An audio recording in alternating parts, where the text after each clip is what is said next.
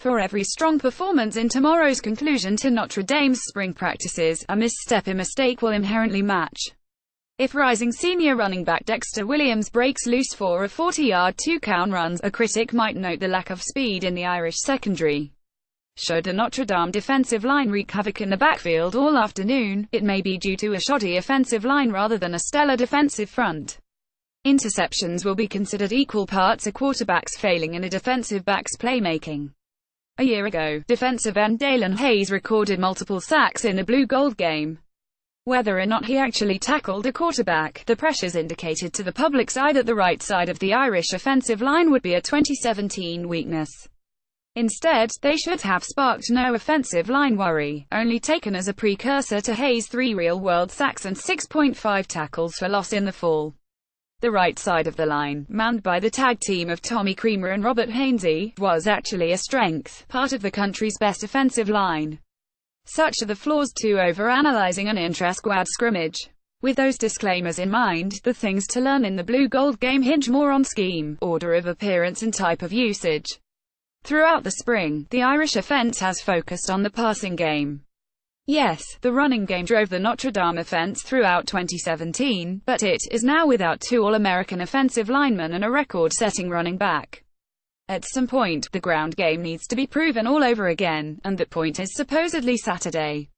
As it relates to our offense against our defense, we've thrown the ball much more than we've run it because of those things that we've wanted to grow in, Irish head coach Brian Kelly said over the weekend.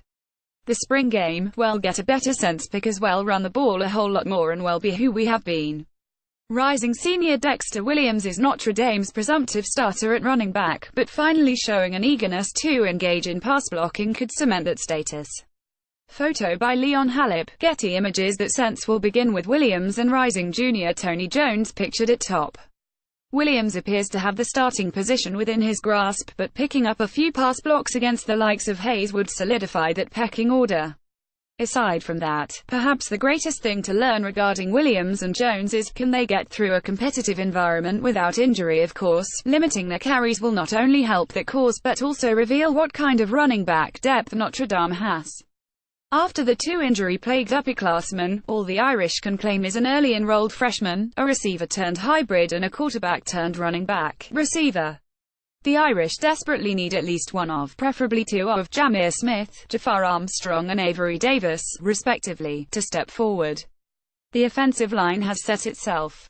With 4 returning starters and a long-touted tackle of the future in rising junior Liam Eichenberg along the front, the blocking is not the concern in the running game.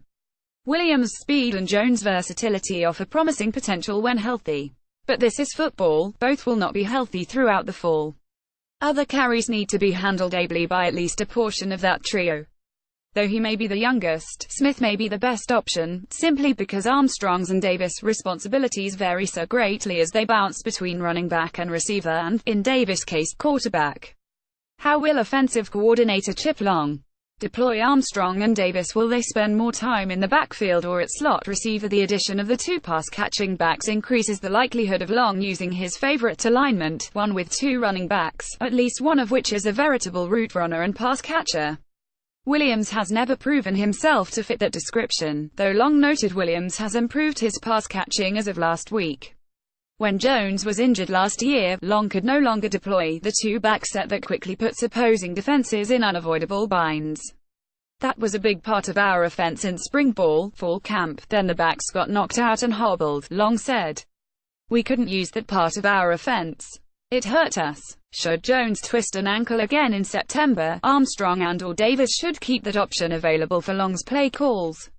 Just having the ability with more depth back there, those type of guys, instead of just being Tony, now you have Avery, possibly Jafar, Long said. Injuries can't take us out of that personnel. When he was healthy, Jones would often motion out of the backfield in those alignments. Although he finished the year with only 6 catches for 12 yards, the mere threat of his receiving abilities altered defensive approaches.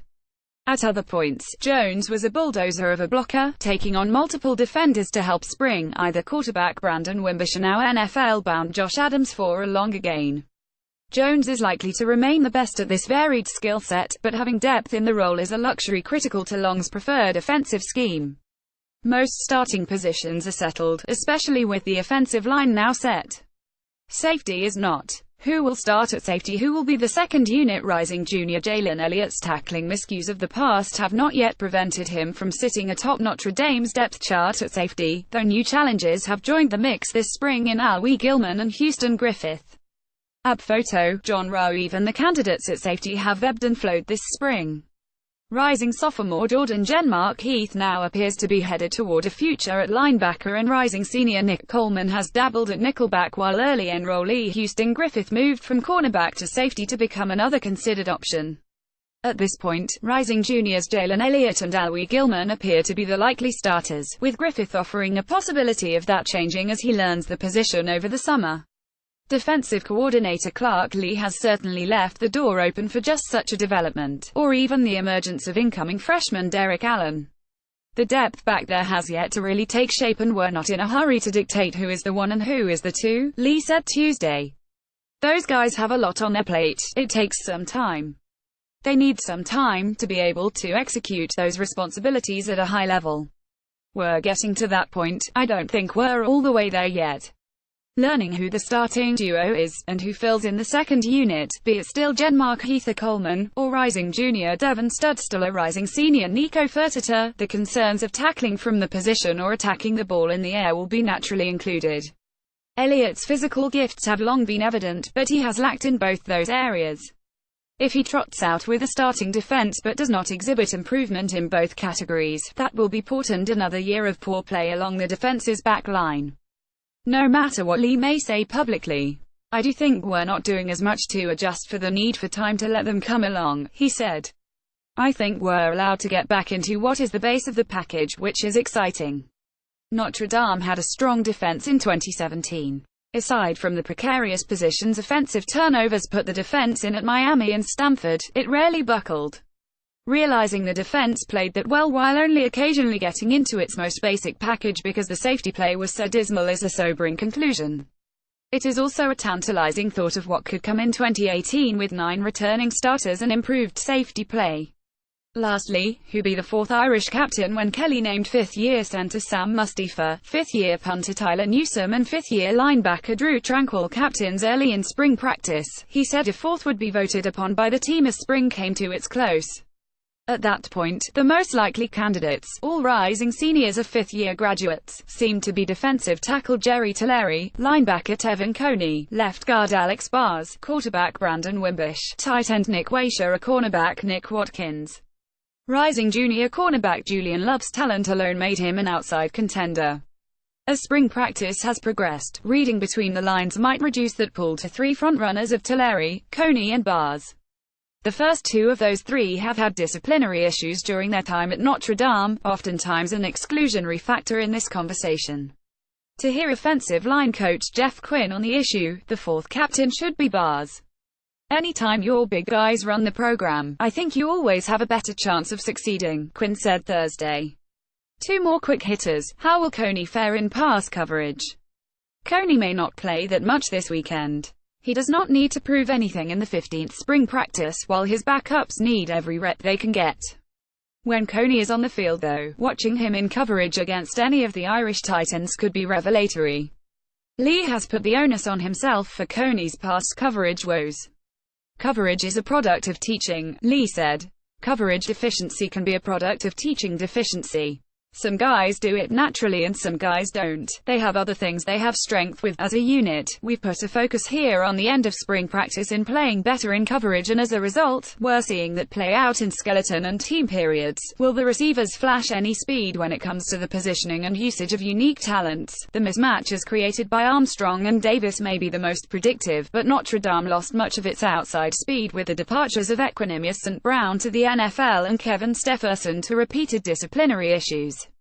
The defensive headaches caused by those 2 back sets are best taken advantage of when a receiver can also take the top off a defense. Rising sophomore Michael Young and rising senior Chris Finke are both quick and shifty, but neither has shown truly top-end speed to this point.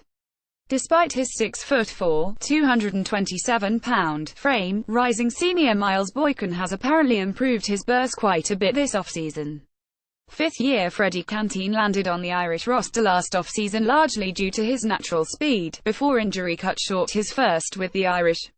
Can any of them single-handedly alter a defense's coverage, or will Notre Dame need to turn to incoming freshmen for that? Threat.